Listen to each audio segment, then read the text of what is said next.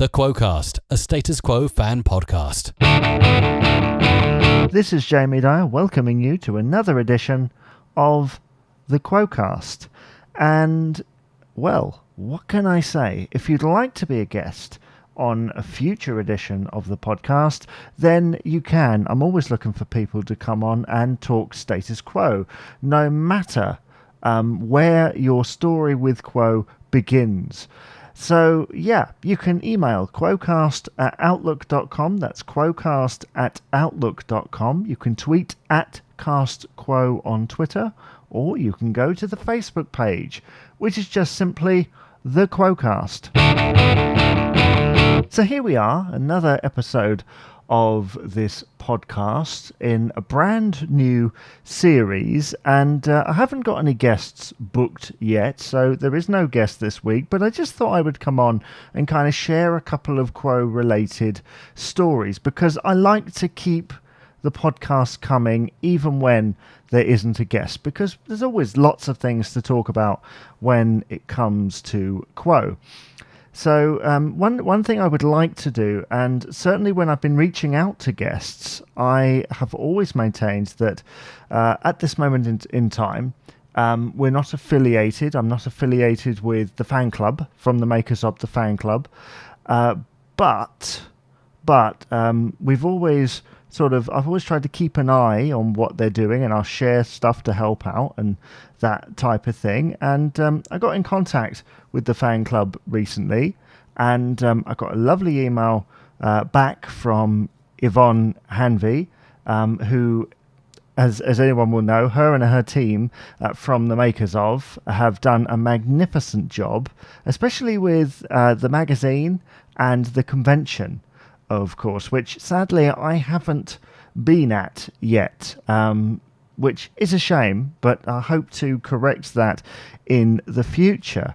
Now, this wasn't the first time that I had heard from Yvonne, because a few years ago, you might remember that there was a book out that Yvonne had a hand in called Goin' Quoin', and she was asking for fans to submit stories of their experience, of fans' experience of Quo gigs. And I was lucky enough to get my story in there from when I first saw Quo in 2007. I think it was, in Skegness, in a car park. And that's in there. So if you've got a copy, my name is in there, along with the story of when I first saw Quo in 2007. I remember that day extremely well, and I started it off actually listening to 1982 on vinyl, and that's without even looking at my write-up. I haven't looked at it for a few years now, but I will actually at some point get down to reading that properly and reading people's stories, because they went all the way back to the beginning. So Yvonne has had a hand in that. So hello to her, massive shout out to her and her team from the makers of, and lovely to hear from you, especially at this time when everyone is extremely busy, aren't they? I mean, I'm surprised I've got time to do this, but I always try and find time because I just love talking status quo. Now, as I say, I wanted to share just maybe one or two Quo stories, because I'm sure being out there, we have many stories that we could share about our experiences with Quo and other people's experiences as well. So the first one here that I would like to tell you is when I was in college, I was massive on Quo. I loved it. I was listening to Quo practically all the time while doing work, when not doing work, when on lunch break, just all the time. It was obsessive, right? And I'm sure many people can relate to this, because at that time I was just starting to discover kind of the latter part of their career and other little bits and pieces, filling in the gaps, as it were. So there were bits that were absolutely blowing my mind because they just seemed to be relevant to me in that moment. But unfortunately, the people around me at college, so these are like 16 to 21 year olds, were not quite as enthusiastic about the mighty Quo. So one day, this group of lads say to me, "Oh, you go on then. We're massive Queen fans. Try and impress us with Quo. Play us 2 or 3 tracks."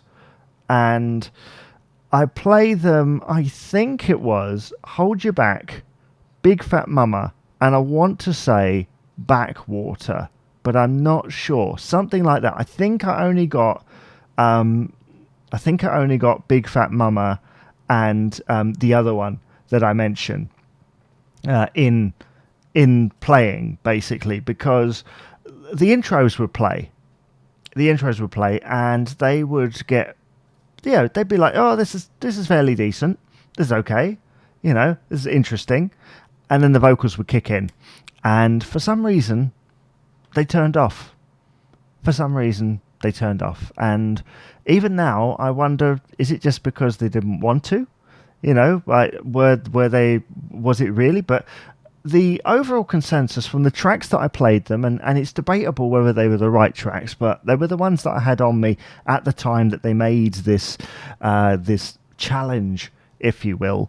They said the vocals were okay, but not good enough, or something along those lines. It's all good until they start singing, I think was the line of which they used. But then 16 to 21-year-olds, they can be quite cruel at times.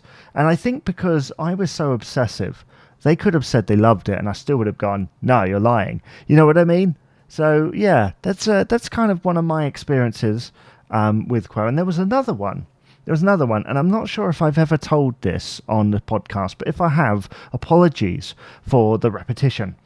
So I was waiting for a car outside my college, and so this is like 13 years ago, 2007, something like that. And I'm given for Christmas the